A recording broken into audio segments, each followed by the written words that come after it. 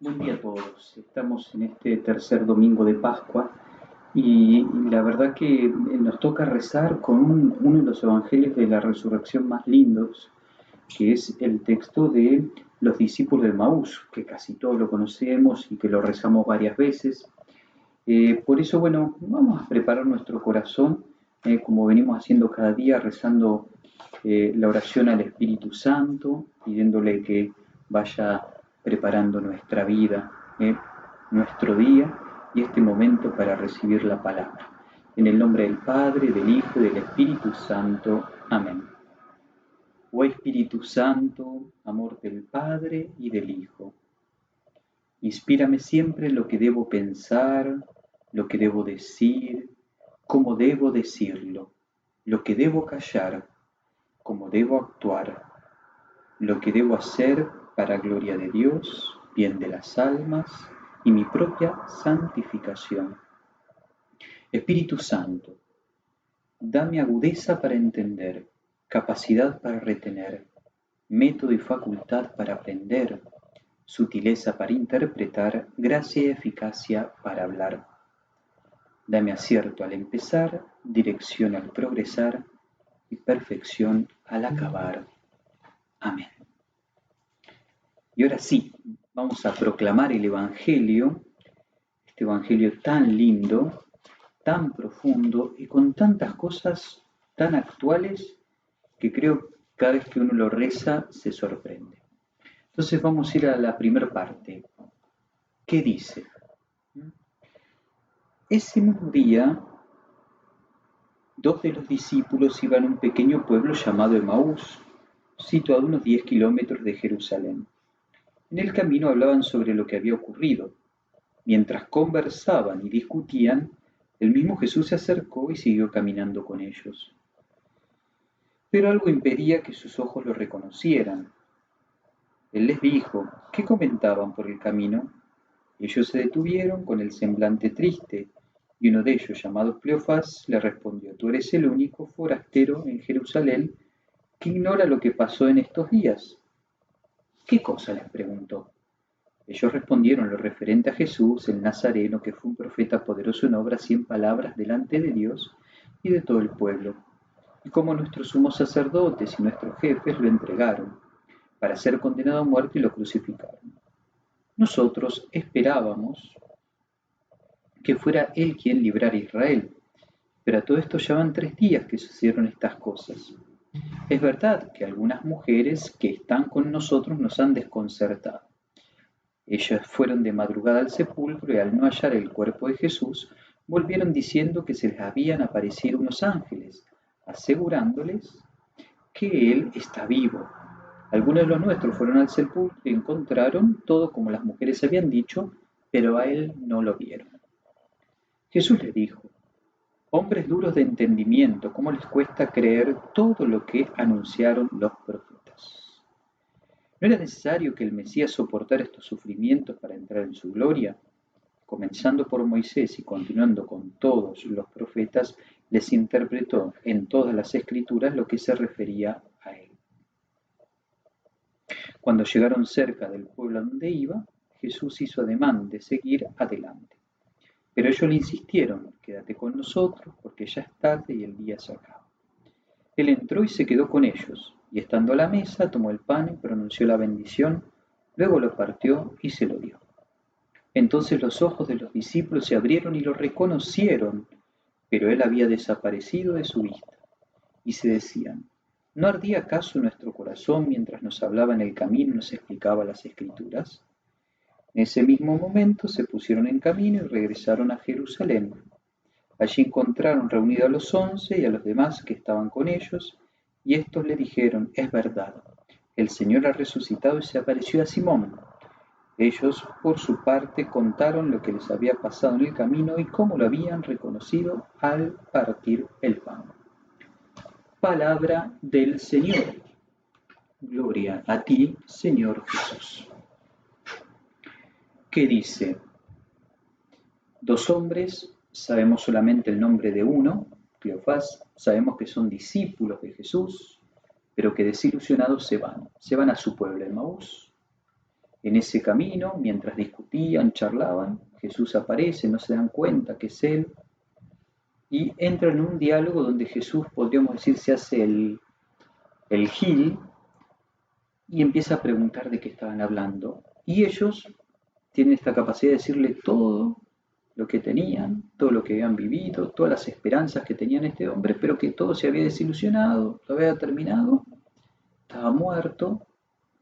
Pero es verdad que alguien dijo que se les aparecieron unos ángeles, unas mujeres, que está resucitado, fueron al sepulcro, pero no lo vieron.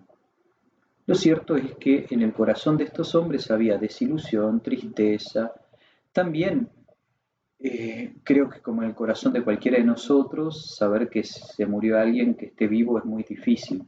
Entonces realmente eso es complejo. Y Jesús ahí le da una pequeña clase, una catequesis, y empieza a mostrarles en el Antiguo Testamento todo lo que se refería a Él y cómo que esto tenía que pasar. Todo eso lleva el tiempo del camino, que son 10 kilómetros. Se calcula que 4 kilómetros se caminan en una hora normalmente, habrá sido una caminata de casi 2 horas, un poquito más. Imagínense ese tiempo hablando, charlando, compartiendo. Y en ese contexto llega la tarde, llegan al lugar y sale la hospitalidad, quédate con nosotros, y en ese contexto sucede la Eucaristía. Él ya después desaparece.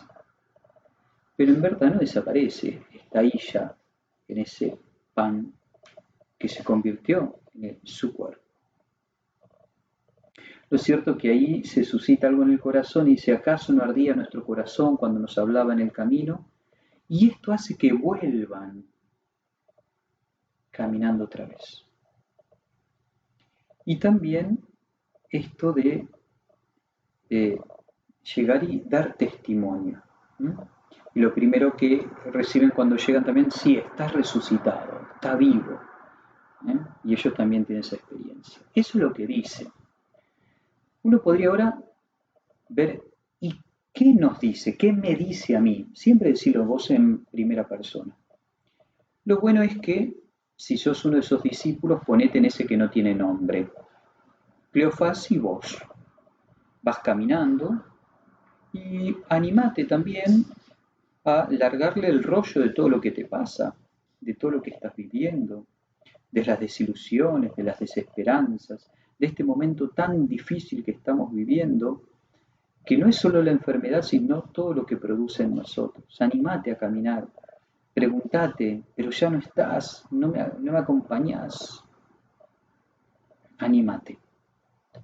Animate también a abrirte el corazón, abrir el corazón para que esa palabra empiece a arder el corazón. ¿Acaso no ardía nuestro corazón? Entonces, abrite a esa palabra. Animate a que también Jesús te dice, Jesús les dijo, hombres duros de entendimiento. Es decir, en el fondo le está diciendo, cabeza dura, no entendiste nada. Y a veces nosotros no entendemos porque estamos tan encerrados en nosotros mismos, tanto en nuestros problemas, mirándonos tanto el ombligo, que quizá Jesús está al lado nuestro, caminando al lado nuestro y no lo reconocemos. Habían estado con Él muchos años y no lo reconocen. Les habló seguramente muchas veces, habrán escuchado esa voz muchas veces. Por eso es lindo que también te animes hoy a hacer memoria de las veces que el Señor te acompañó, estuvo cerca tuyo. También animate a sentarte a la mesa, a escuchar su palabra y descubrir que Él vuelve a decir, tomá y comé, esto es mi cuerpo que se entrega por vos. Que no es solo la Eucaristía, no es solamente el celebrar la Eucaristía, sino que cada vez que celebramos la Eucaristía, es mucho más importante incluso que si yo la recibo. ¿Por qué? Porque cuando la celebro y digo, tomen y coman, este es mi cuerpo que se entrega por ustedes, lo que estoy haciendo es renovando el misterio de la cruz. Estoy renovando incruentamente, es decir, sin crueldad, sin la crueldad de la cruz, incruentamente el sacrificio de la cruz. Entonces, que cada vez que incluso celebramos una misa, lo que estamos haciendo es uniéndonos a ese gran acto salvífico que es la pasión, muerte y resurrección del Señor. Y fíjense que dice que los ojos de los discípulos se abrieron y lo reconocieron, pero eso pedile también. Y que se abran los ojos. Y también, cuando uno realmente tiene un encuentro con Jesucristo en su palabra y en la Eucaristía, si le abrimos el corazón y empieza a arder, se da lo que dice Juan, no podemos callar lo que hemos visto y oído. Y estos hombres que se habían ido 10 kilómetros no tienen problema en volver otros 10 kilómetros. No había colectivo, taxi ni auto, era a pata. Mientras caminaban, Jesús, volvieron. Y testimoniaron, y dieron testimonio de esa experiencia vital. Y ahora toca la tercera parte, ¿qué le decís? Bueno, primero esperá y rezá con lo que Él te dice. Y en base a eso empezá. Empezá quizá a decirle que no te encierres en tus problemas, que te dejes de mirar solo el ombligo porque te estás perdiendo muchas cosas que a tu alrededor están pasando. Quizá por estar cerrado no te das cuenta y no dejas que haya cosas, situaciones, personas, circunstancias que hacen arder el corazón. Quizá porque estás corriendo, inquieto, no disfrutás y no ves que el Señor renueva su sacrificio por vos. Y quizá hay una invitación de no escapar a Jerusalén, no irte a otro lado, sino volver al lugar que tenés que estar. Los discípulos tuvieron que volver a Jerusalén. Ellos se habían escapado de Jerusalén. No hay que escaparle a las cosas en la vida. Hay que volver y hay que enfrentarlas. Y nosotros con el poder del resucitado, con esa gracia impresionante que tenemos en el Señor Jesús. Entonces, léelo, fíjate qué te dice y anotá a qué cosas te invitan. Y en esto que le digo es también una invitación a pedir gracias, a pedir caminos que el Señor nos vaya llevando por donde Él quiera. Entonces, bueno, pidamos esa gracia en este día y que ojalá esta pequeña reflexión te ayude a rezar cuando nos pongamos a hacer la lección. Yo te ayudo un poquito en eso.